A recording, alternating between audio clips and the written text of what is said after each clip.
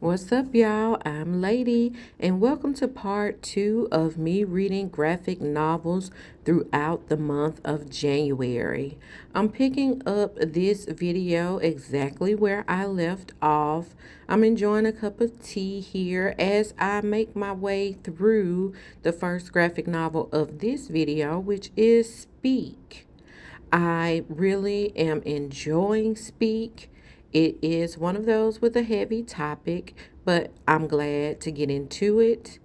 I am also headed to the library, of course, to pick up some more graphic novels. If you watched my last video, you know I have a shelf in my bedroom where I am keeping all of these books that I check out from the library, and I'm going to, pick through them as I go. I am home from the library and I have added those books that I just picked up to this shelf. These right here are all of my unread graphic novels. I actually have 6 more that I have requested from the library. 4 of them are local requests and 2 of them are interlibrary loans, so they may take longer. Hopefully they come in the month of January.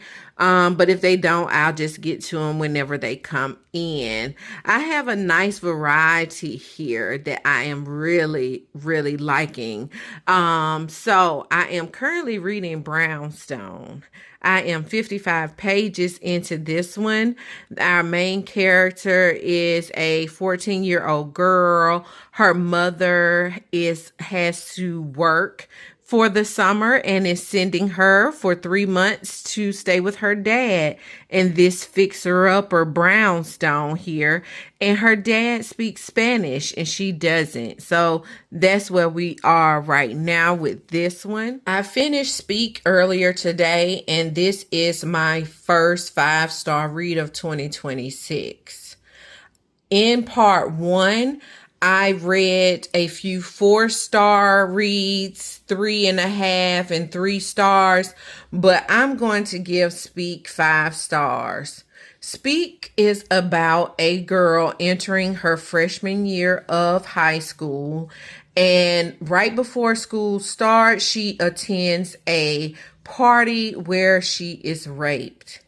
And we follow her throughout her 9th grade year and how she processes the trauma that she experienced. She really just stops talking. She finds safety in her art class, but she no longer has friends. Her parents are having their own issues in their relationship, so they don't know how to handle these changes with her, and she just really goes through. You see so much, and I think this book was very well written.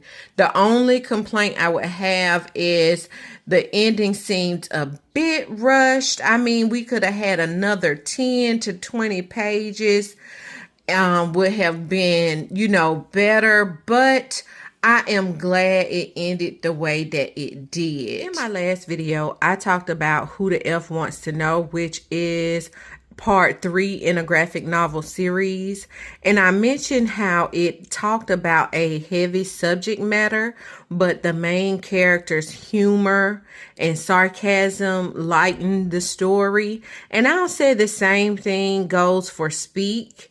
I found myself chuckling quite a few times with the main character's observations of what's going on with her parents, what's going on at the school and her classmates and things like that.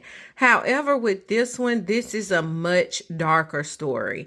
And when this story gets dark, it really gets dark. So be warned about that.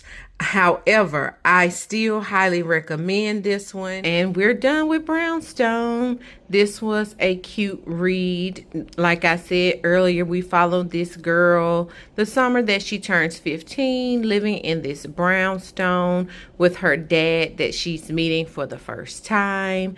It explores their relationship, where he's been all of her life and how him and her mom got together. She make friends and she just really discovers a lot about herself in this one. The art was good. It was fast paced. It covered a lot of things and I really liked that. So this was a cute one. Now it is time to change up the pace. I have read quite a few graphic novels about, young girls coming of age and their stories and things that they have going on. So I want to get into something different. This is Hunger's Bite by Taylor Robin. I hear it's like horror. This is what it is about. If you want to pause and read that. And it has some mystery to it. And it has really great reviews on every website that I've looked at. So I'm interested to see if I'll enjoy it. I'm here at the library to return these 3 books here, and I'm really excited to pick up the book that I have on the whole shelf. This is what I got, y'all. I got City Summer, Country Summer, and this is by Kiese Layman. Yes, I can't wait to read it. I know it's a children's book, but I couldn't resist picking it up knowing that it was written by Kiese Layman. So I'll let y'all know what I think of this when I get to it. That's it. Hunger's Bite is done. This one was I'll describe it as fun and spooky. Okay, we have our 2 main characters here who spend their holiday on the Lark. That's this ship here, because his dad is the captain and she was taken in by his dad, her and her brother. She is allowed to go to school and be educated along with the captain's son, while her brother is forced to work on the ship. And this is a private investigator. I won't go into detail about him. And then this is the villain. He just purchased the Lark. And now on this trip, a lot of spooky things are starting to happen. And we don't know, at first what exactly is going on. But I'll say, this cover like themes of greed and classism and overindulgence and stuff like that. So yeah, this one was a good ride. I do highly recommend this one. It is a rainy Friday and I'm about to head into the library to drop off Hunger's Bite, but I also wanted to share what my next read will be, and that is Brooms by Jasmine Walls. This one is about some magic is involved and broom riding, but only by certain people. So yeah, I'm interested to get into this one. The art looks good. So of course, I'm going to let y'all know what I think of it. And I will share what I'm picking up from the library. Here's what I picked up from the library. I received a comment on my last video from Birdie where she suggested They Call Us Enemy, which is a excellent graphic novel about the Japanese internment camps. And that made me want to go and see if there were any others like that. And I found My Nest of Silence, which I don't think I'm going to read this one. And I'm going to show you why. It's definitely has some graphic forms, but it's also a lot of text. Not to say, I remember seeing that it has really good reviews, but I don't know if I'm going to have time for it. So I may or may not get to it. We will see.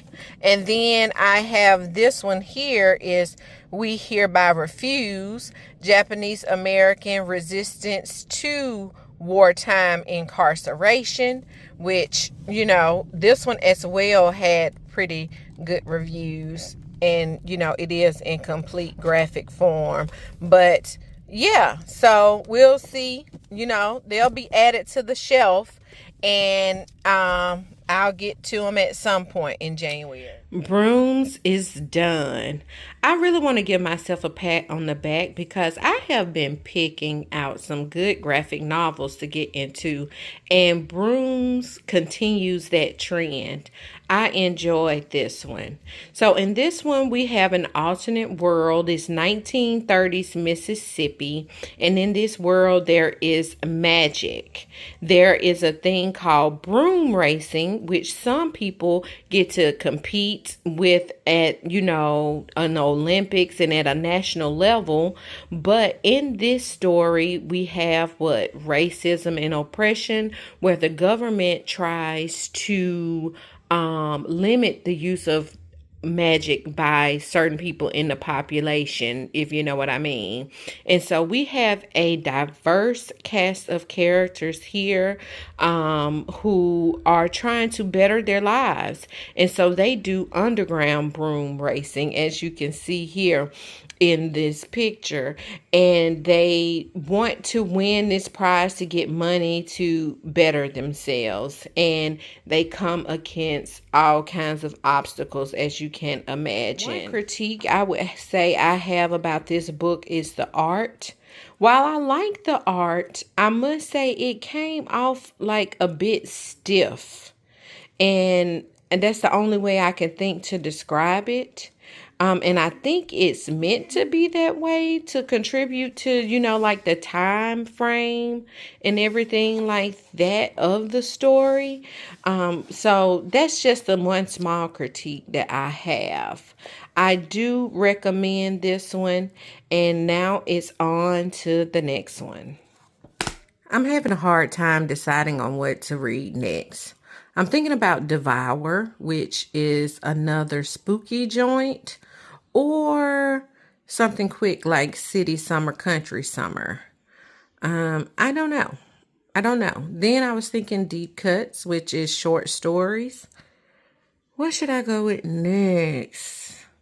It is a few days later, and that really was a hard decision to make. But in the end, I went with Deep Cuts. And then over the weekend, I really wasn't much in a reading mood. So I have only made it through 15 pages of the first story in this collection.